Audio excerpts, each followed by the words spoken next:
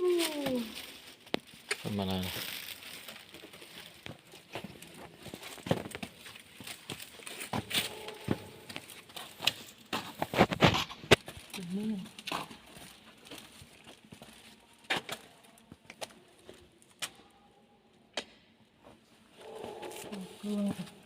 อยู่นี่ยังไม่เห็นเลย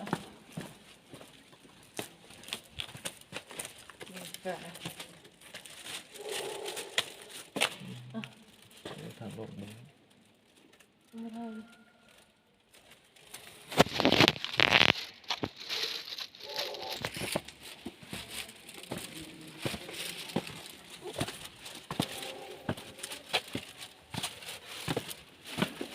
ออกทาง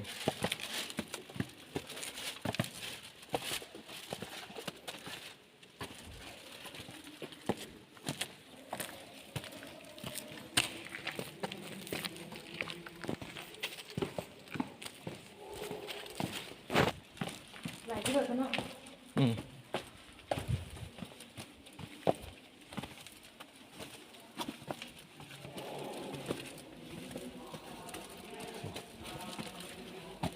ตอนคนลายเดี๋ยวตัว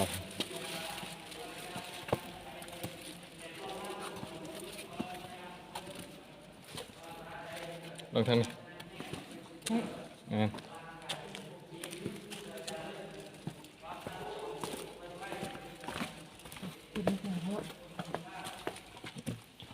คนลายเขาเอาไกด์มาเที่ยว